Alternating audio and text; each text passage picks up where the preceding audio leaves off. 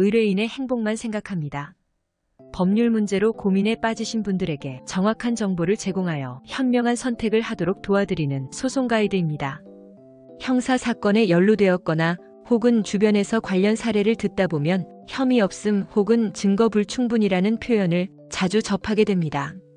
얼핏 보면 비슷해 보이지만 실제로는 의미하는 바가 전혀 다르고 결과 이후의 영향 또한 다를 수 있습니다. 사건 당사자에게는 특히 이 차이를 정확히 이해하는 것이 중요합니다. 단순히 기소되지 않았다는 공통점만으로 이 두 용어를 혼동하면 불이익을 자초할 수도 있기 때문입니다. 먼저 혐의 없음이란 수사기관이 해당 피의자에게 아예 혐의 자체가 없다고 판단하는 경우입니다. 즉 고소나 고발은 있었지만 사건을 조사해본 결과 애초에 범죄가 성립되지 않거나 피의자가 그 범죄와 전혀 관련이 없다고 본 것입니다. 쉽게 말해 당신은 잘못한 게 없다는 판단입니다.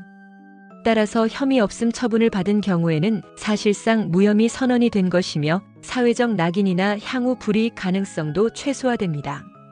반면 증거 불충분은 다소 애매한 개념입니다.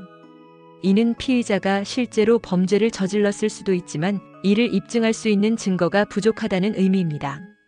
검찰이 기소를 하지 않기로 했다는 점에서는 혐의 없음과 결과적으로 동일하지만 이유는 분명히 다릅니다. 한마디로 말하면 의심은 되지만 확실하지 않다는 판단입니다. 따라서 향후 새로운 증거가 나오게 되면 같은 사건으로 다시 수사나 기소가 이루어질 수 있는 여지가 남습니다. 두 결과 모두 무죄 취지의 처분이라는 점에서는 안도할 수 있지만 기록으로 남는 성격이 다르고 사회적 평가도 미묘하게 차이를 보일 수 있습니다. 예를 들어 취업이나 인허가 과정 등에서 전과 여부를 따지는 경우 혐의 없음은 더 명확한 해명이 가능하지만 증거 불충분은 여전히 의문 부호를 남기기도 합니다. 실제로 많은 분들이 억울한 고소를 당하고 결과적으로 불기소 처분을 받았음에도 마음의 짐을 오랫동안 안고 살아갑니다. 특히 증거 불충분이라는 결과를 받은 경우에는 자신이 완전히 결백하다는 점을 법적으로 확실하게 증명받지 못한 듯한 찜찜함을 느끼는 분들이 많습니다.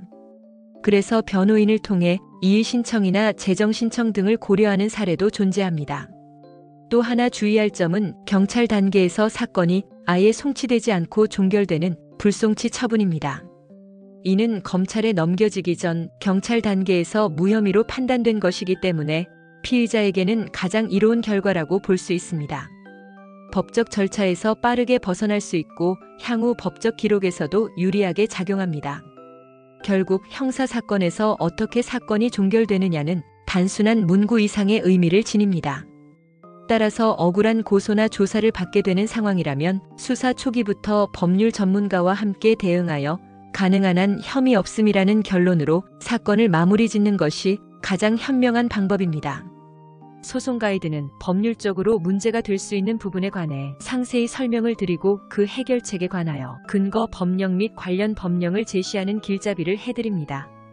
항상 노력하는 자세로 의뢰인의 이익을 최우선하는 모습을 보여드리겠습니다. 소송에 대한 자세한 상담을 원하신다면 변호사 상담 신청을 누르시고 더 많은 정보를 보고 싶으시다면 소송 가이드 카페를 방문하시면 됩니다. 내용이 마음에 드셨다면 구독과 좋아요, 알림 설정 부탁드립니다. 더 좋은 내용으로 찾아오겠습니다. 꼭 승소할게요.